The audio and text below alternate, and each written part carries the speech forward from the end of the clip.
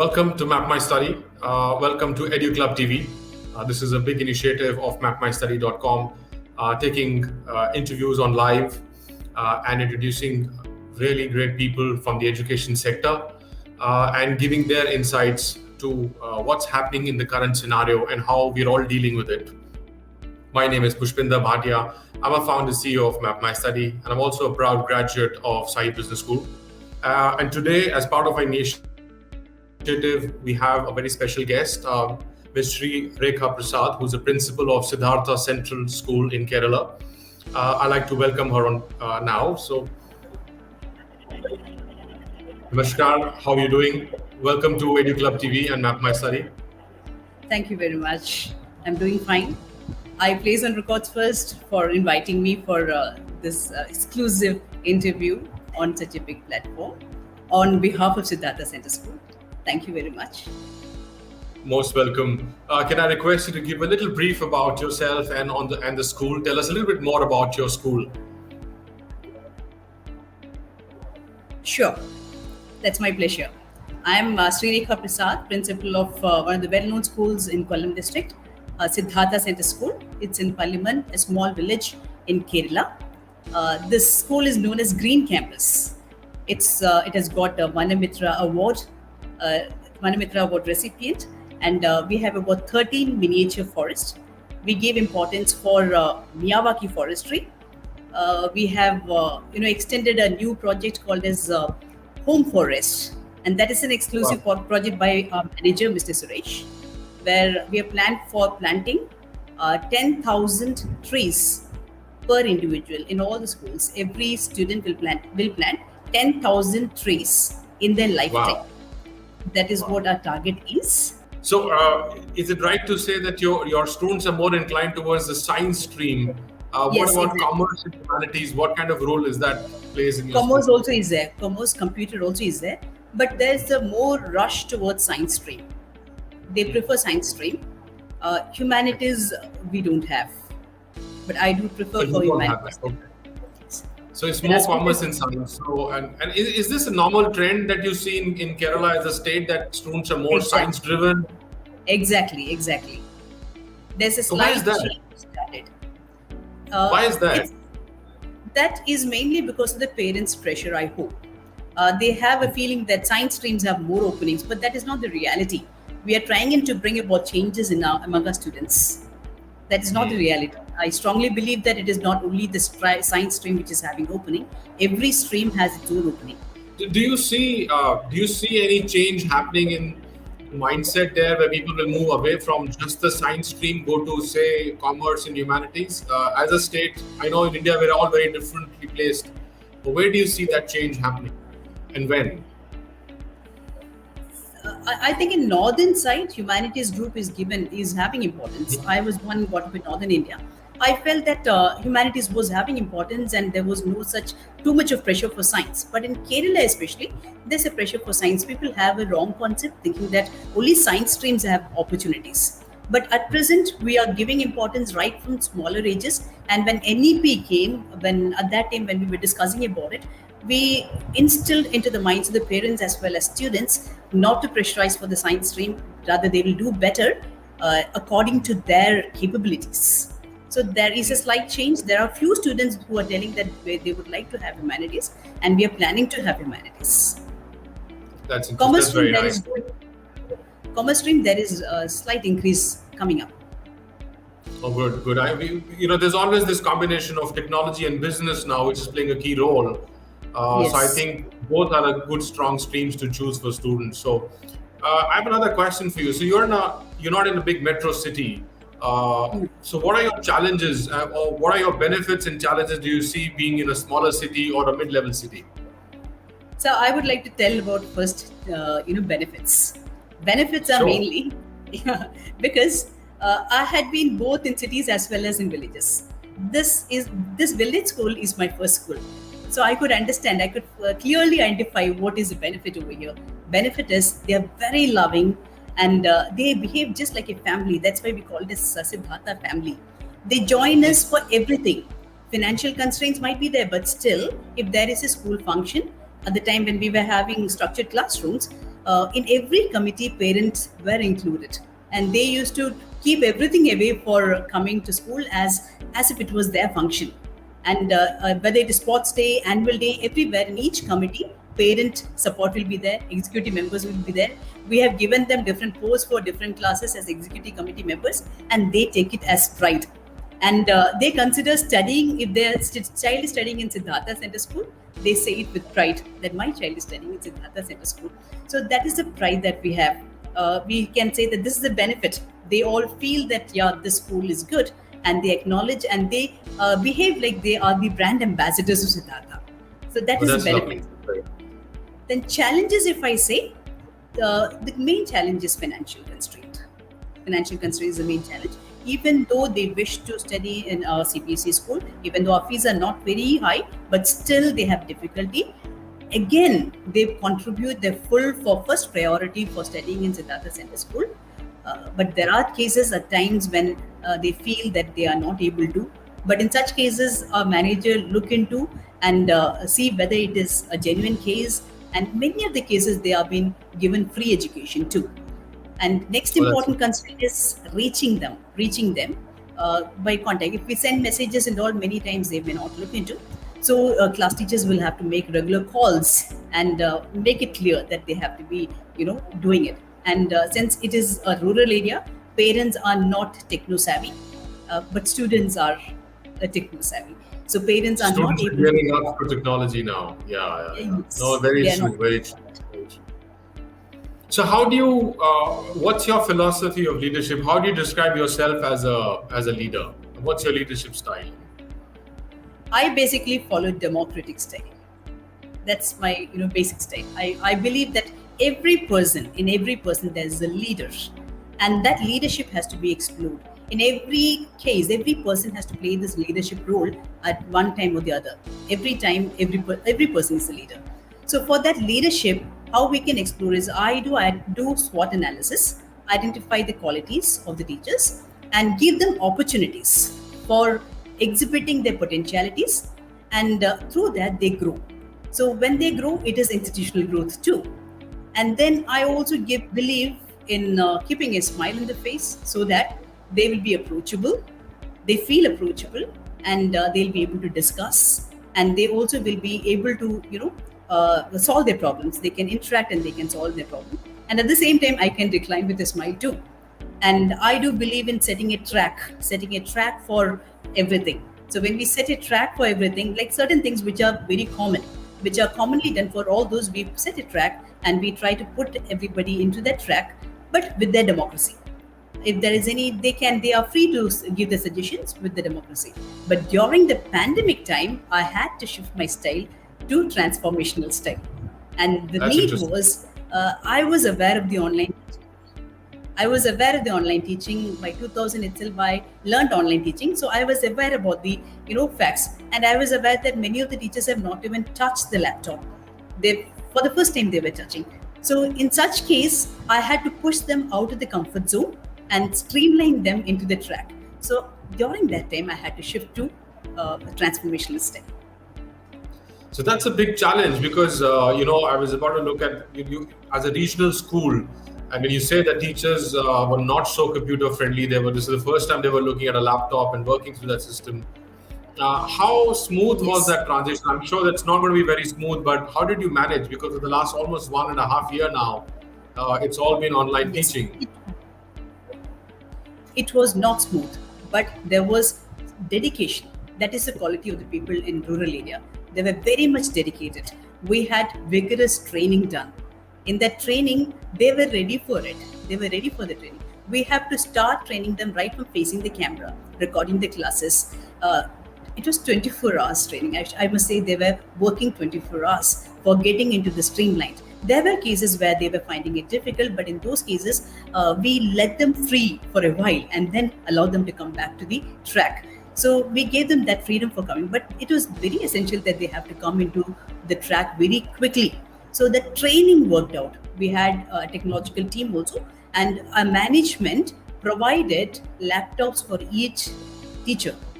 It was bought in bulk and it was provided as a school resource. It was provided to each teacher so that they can sit at home and work on it. and online guidance was given whenever they were in need. Online guidance. That is how That's very nice. Where do you see yourself as a school in the next, say, 10 years?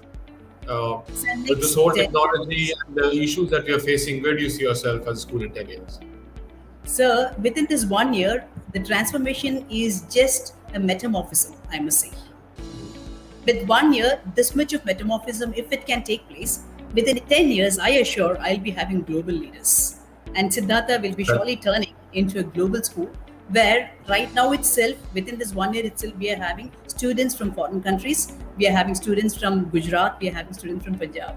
We are having students from Eastern side and all. So within 10 years, I'm sure even foreigners will be studying in Siddhartha. Siddhartha will be turning into a global institute, I'm sure. And I'm also sure that we will be the brand ambassadors of SDG, Sustainable Development Goal, because we are adhering to Sustainable Development Goal and we're giving too much of importance for Sustainable Development Goal. We have 17 ambassador students who work on it, and they give speeches regarding it, and they come into the field and work on it. And anything related to SDG comes, even teachers as well as students. They're always working and targeting to reach the target by 2030. Everybody are doing their bit for it. And later, we all will be techno savvy, and I'm sure that we'll be having innovative ambassadors, experiential learning, and all those will be put into. So we are putting NEP into track, and that is the initial. We have already into NEP, and I'm sure that NEP will be implemented very effectively in our school. So technology has affected both teaching and learning in your school, and I think it's a matter of, and it's the same thing in every school, whether you're in a big city or a small city. I understand as a regional, you're in a regional location in a school, you have those challenges. But how has technology, whatever little bit that you've started and you experimenting with, how has it changed or affected the teaching and the learnings in the school? At the time when we were not having C-route, at that time we used to consider C-route as a barrier between the continents. But now when we have technology, the challenges are faced just because we are considering online as a barrier. But if we consider online teaching, I would consider online teaching to be as a bridge between the continents, or bridge between the teacher and the students. Think about our students' life is more important. Education is equally important.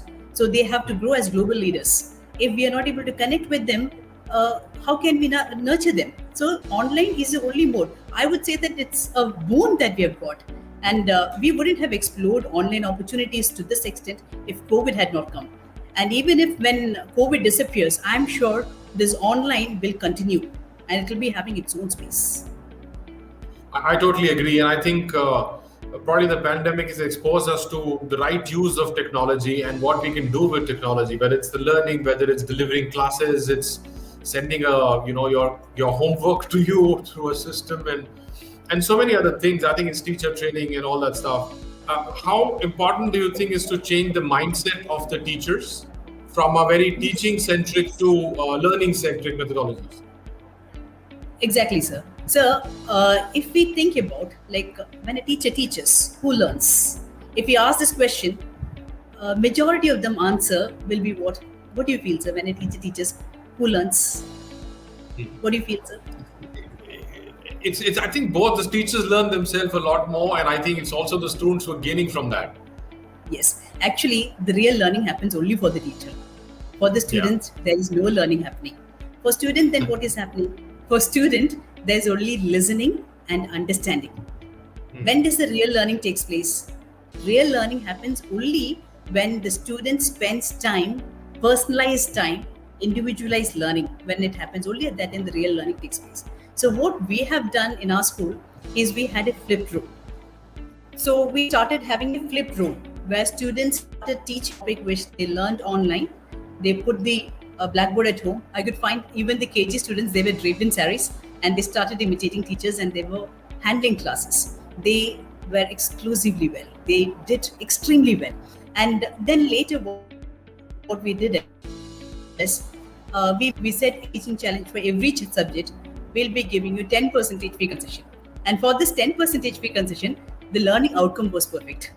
So this flipped role really worked out. So it is really important that the mindset of the teacher has to change, that the methodology has to be for the learner-centric. outcome should be assessed. How much does the child learn? So this methodology really works out for it. So do you think the teachers have been able to adapt to this new model that you have? Yes, they are able to.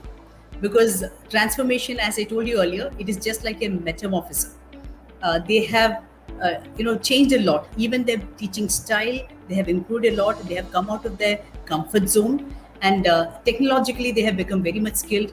They start doing their own editing according to their independence. They started working. Everybody comes with some or the other new technological ideas, and they have their own presentation style. It has improved a lot. That's interesting.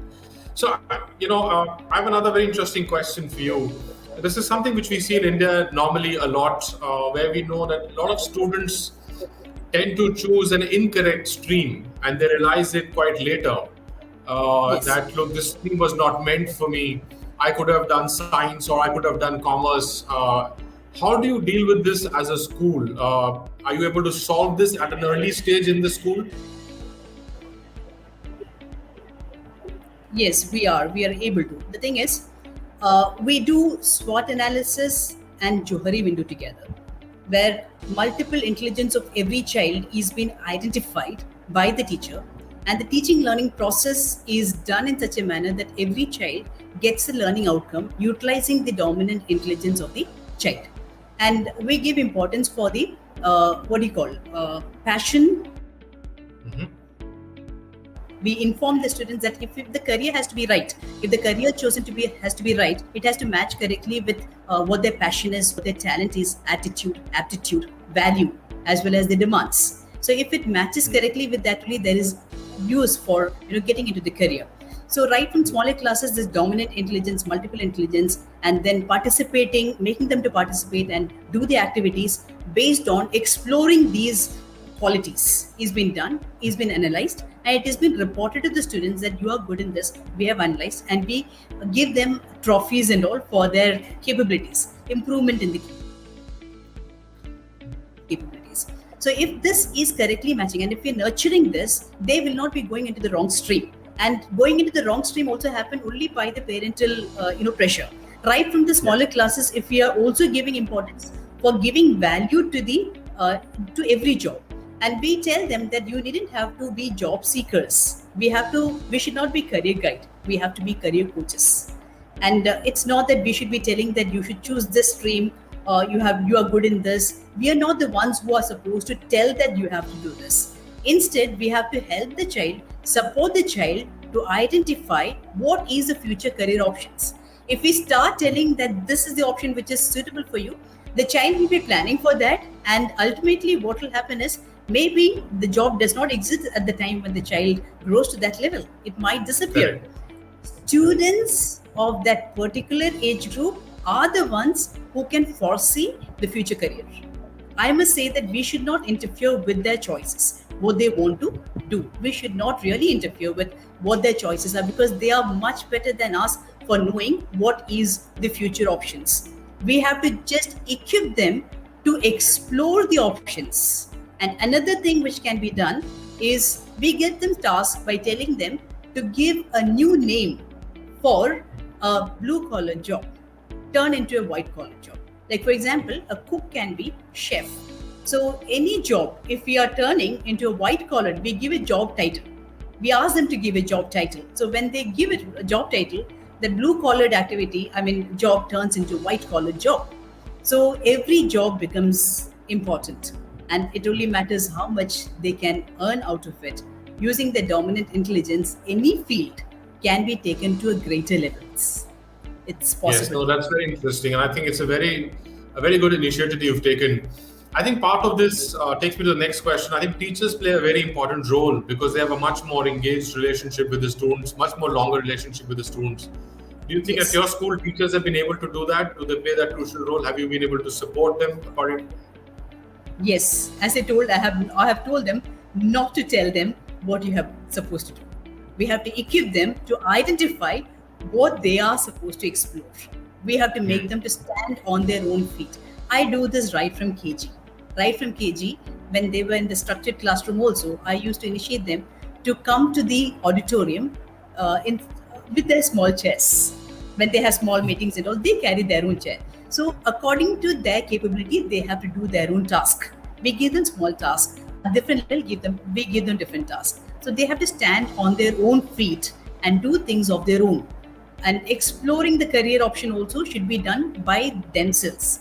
We only give them the pathways. These are the ways how we can explore. We give them guidance. Yes, these are the options. We come across some of the dates, important dates for the examinations. We tell them these are the important dates for the examinations. You can explore even more. When we show them the path, they explore even better than what we can do, because they are the future leaders. Correct. But This do you I have got it from my own experience. okay. Yes. So do you have career counseling Correct. that you do, whether it's done online? Do you invite people in the campus? Do you have anything, things that can give more encouragement to these students? Have you used technology in career counseling? Has that been helpful? Yes, we are doing that also.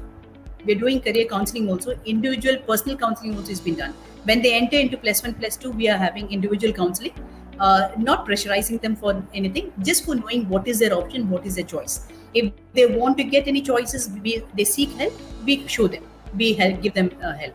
Otherwise, whatever the child chooses, for that, we give them all the options. We give them personal guidance. We give them open. It is said that 24 hours, you have the option to ask the questions related to any career or any future options, what they're having. It has been shown. And even now we called career gurus, and we gave an interactive session with them. So they can ask the questions one-to-one, clear it up. Even alumni who is doing well, we call them, and they get a chance to interact with them. There is options. We find everything, but more importance I give is doing it themselves, exploring themselves, because they are the ones who know future better than us. Because with job, we say from our side, our end, our age. They will find it out from their age. I agree. Yes. And it's good to see the school and you as a leader playing such an important role in trying to improve all aspects of the school and making a huge difference in these students' lives. My last question to you is, how do you inspire these students? At the age at year 11th and 12th, they're looking at completely new world, going to colleges, trying to see where they can get admission, how they can study. How do you inspire them at that level?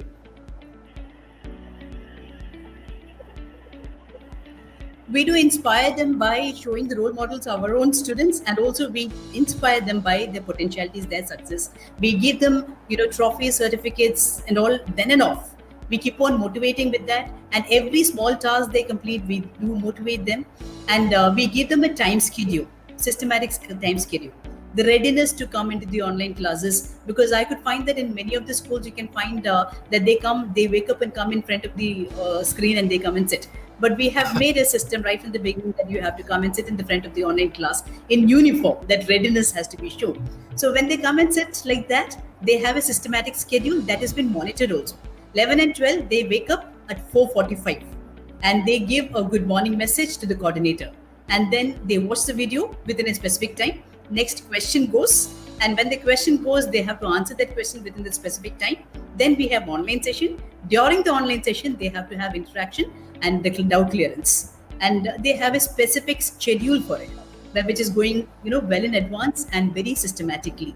So they are aware of what they are doing and how far they have reached and what they have to do next. They are aware. Oh, that's good. That's good. So, look, thank you very much for your time. It's been a great learning for us, to understand what you can do in so far away. And I think I can see the leadership there. I can see the transformation you're trying to build in that school. And we feel that will certainly help in the next 5 to 10 years to go from there.